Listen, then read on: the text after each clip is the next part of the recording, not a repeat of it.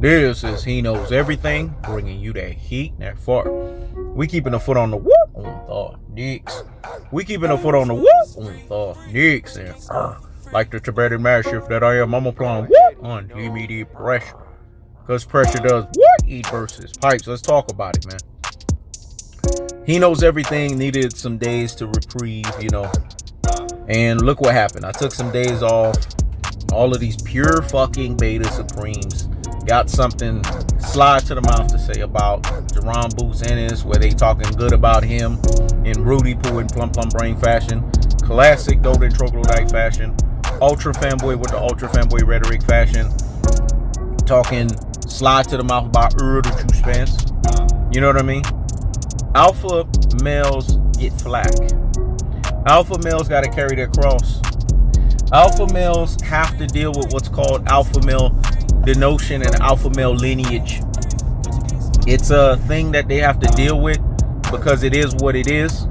But when it's all said and done, it is what the fuck it is. Alpha males always got to deal with, basically, they got to carry their fucking cross. They basically got to deal with the fact that beta males, the epidemic of beta males, is ridiculously high. Jaron Ennis, if you look at him, go look at the body language between him and Errol Spence. This is when you know beta males are what the fuck they are. Beta fucking cuck males. As soon as he got around Errol Spence, he looked like a fucking kid at the candy store. Oh my gosh, I'm starstruck. Look at Errol Spence. And then Errol Spence looked him dead in his fucking face. He repeated that He Knows Everything saying, big dogs don't talk to little puppies, though. Woo! Let me tell you guys something about alpha males, man. Alpha males don't play with fucking beta males. Alpha males, they shoot beta males down to the fucking down to the damn ground. Real quick, fast, in a hurry, like UPS. If you notice, that guy that was talking, I don't know who he is. He's an ultimate fucking beta male. You can already see that with him, yelling left and right. Yellow beezy. This guy right here, hype man, supposed hype man. He knew he had to bend the proverbial fucking knee. He said, yeah, Errol Spence is a real one, dog. I ain't gonna lie, he a real one. You know he's a fucking real one. Because real recognizes real, motherfucker. You know Errol Spence is a real one. Real motherfuckers know when they dealing with another real motherfucker. I mean, they just... Let's just call a spade a spade. Let's just keep it real. Let's keep it a buck. Let's keep it 1,000. Let's keep it 100. Real recognizes real. And this guy would be selling himself short if he sat here and didn't acknowledge Errol Spence being a real cat. Jaron Ennis didn't know what to say. He started saying, this is how you know he's a young fucking pup. Young pups are like animals. They have not come to their full age. They're basically babies. That's why sometimes they need the dad or the mom to slap them across the head, and wake them the fuck up real quick and make them realize that they need to get back to fucking reality, right? That's what Errol Spence basically did to Jaron Ennis. Then you see Jaron Ennis now talking, because you could tell there's levels. Like Meek Mill said, there's levels to this stuff. There's gears. You could tell. Well, Errol Spence gotta say that. No, it ain't. He gotta say that. You don't know how to counter it. So because you don't know how to counter it, you like, yeah, that's what he's supposed to say. This motherfucker G-checked you. He ran up on your ass. He fucking FaceTimed you, and he canceled Christmas on your ass. He ran up on your rabbit ass and told you, little pups can't talk to big dogs like that, dog. That's it, dog. That's when you know the motherfuckers from the South. Motherfuckers from the South, that's how we talk. We say big dog. That's how we talk. Little pups can't talk to big dogs. What he's trying to basically say is you're a young fucking pup. Remember, He Knows Everything was the one that said it. Everybody else was just jumping and riding the wave with it. And Errol Spence is a Tibetan fucking Mastiff, dog. There's a difference between a Tibetan Mastiff and a young fucking pup. There's a huge fundamental difference. There's a huge fundamental gap. There's a huge fundamental separation. There's a huge fundamental distinction, delineation, denotion, division in fucking golf. And you guys want to know what that is? motherfucking pups have no right to talk to betting masters in any fucking fashion. What Earl the True Spence did is he G-checked this young kid. That's why I appreciated it. I went back and watched that shit again. Because I say, you see, that's some shit I would do. I've done this on YouTube. When motherfuckers think they can talk, that he knows everything, any kind of way, formerly known as he knows the sport. We're not in the same ocean, dog. Like Meek Mill say, we don't fuck the same bitches, dog. We don't drive the same cars. We don't live in the same homes, dog. We in different area codes. We not in the same digits, dog.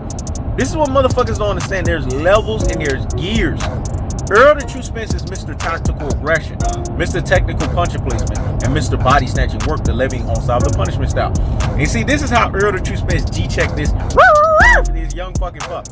Well, I'm just telling you, there's levels, man. You trying to sound like Meek Mill, you ain't fucking Meek Mill. And I get it, Meek Mill's from Philly. But Meek got a swag about him, dog.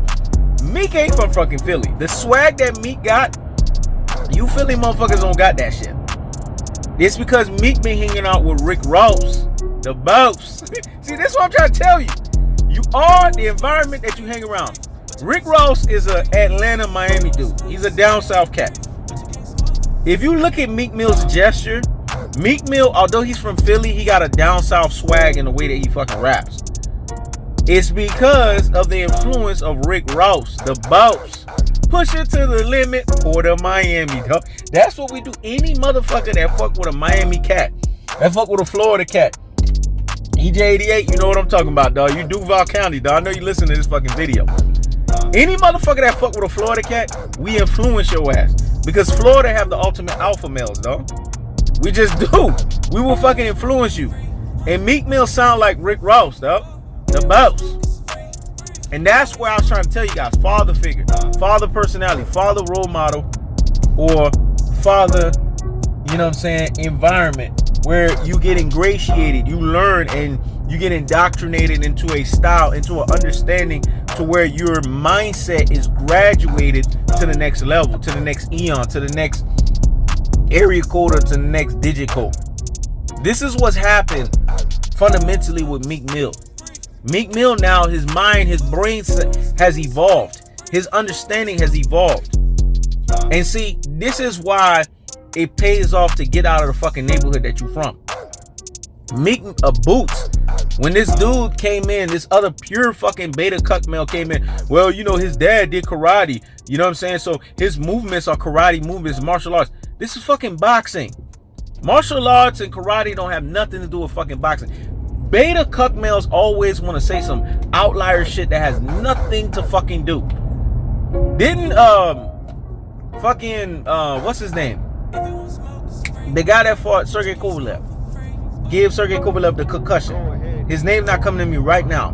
But if his name come to me, I could quickly drop that shit on your ass. Fuck that motherfucker's name, dog. It's gonna come to me. Anthony Yard. There you go. Isn't his coach unorthodox? Isn't he a martial artist and all that? Did that pay off? No. He fucking lost to Sergey Kovalev. So this is what I'm trying to tell you, Rudy Poo and Plum Plum Braids. Classic Dolce Troglodytes. Ultra fucking fanboys with the ultra fucking fanboy rhetoric. That shit don't mean shit. That's why Earl the True Spence looked at him and was like, we'll see. Let's see. Hey, that was the most gangster shit. Basically trying to not only play down that bullshit and fuck shit that you saying, but actually clown it for a second. Because this is what alpha males do, dog. We clown your beta male bullshit. We clown your beta cuck male shit. Because we know you on that beta cuck male shit. And Earl the True Spence had to clown that shit because this is what people gotta understand. When you dealing with an ultimate alpha male like Earl the True Spence, you gonna get G-checked. You're gonna get put down in your place and you're gonna be revealed for what you truly are. You know how like in Luke Cage, Bushmaster said, night shade will reveal. Well, guess what? Alpha males always reveal beta males, dog. I told you guys. Go look at the interaction, you'll see it. Earl the True Spence wasn't even on the video. The whole video, Earl the True Spence did 25% of that damn video. 25 fucking percent. The rest of the video was just these beta males wilding out. It's like they were starstruck, man. It's like, I'm gonna give you an example of what Earl the True Spence is, and I'm gonna show you the level of celebrity. Floyd is like this too, and to a higher degree because you know Floyd just been around longer. It's like Jay-Z and Beyonce. Jay-Z and Beyonce, they like the ultimate gamut. Don't you notice when other celebrities get around them, their level of celebrity is so fucking high? Because there's levels to this shit, there's gears. That other celebrities get star fucking struck. I seen Drake when he get around Beyonce. I see when he get around Jay-Z. It's a whole nother fucking level. And they know. Because there's levels to this shit, dog. That's how it was when Earl the True Spence showed up with Yella Beezy. It was a whole nother fucking level. It was a whole nother gamut. And all that shit that Jaron Ennis was talking, he was humble as fuck. Notice that shit. He wasn't sitting there, oh, you know, I beat the shit out of Earl the True Spence. He didn't talk like that. Because he knows who the fuck he's dealing with. And the more he run his rabbit ass mouth, the more when they step into the ring, Earl the True Spence will teach him a fucking lesson via tactical aggression, via technical punching placement, and via body snatching work, the levying onslaught of the punishment style.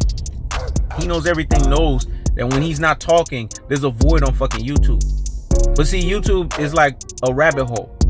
That's just like working out. It's a rabbit hole. Everything's a rabbit hole. You gotta know when it's time to get out of the rabbit hole and take a fucking break. He knows everything is like Neo. Neo can go in the fucking Matrix and operate out of the Matrix because he's not a regular cat, nor does he think regular, nor does he reside in regular fucking realms. He knows everything. Come into that rabbit hole when I need to and get the fuck out of the rabbit hole. I just needed to recharge my fucking batteries. You know, thank God for the elevations and the blessings that's coming around and that are continuously happening. You know what I'm saying? And go and pray in private, in solitude, because that's what you do. You go in the fortress of solitude and pray to God, because that's what you do. You go and pray to your Father in silence, so that when He blesses you openly. He blesses you in public. That's just the way it works.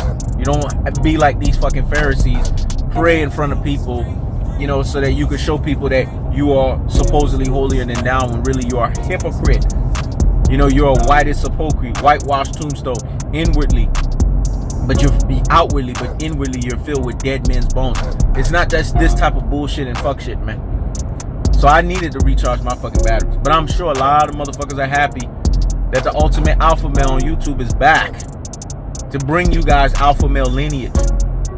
When you see guys tell you that Jaron Ennis makes the whole welterweight, and I'm gonna talk about it in the next video, because I'm doing a lot of fucking videos today.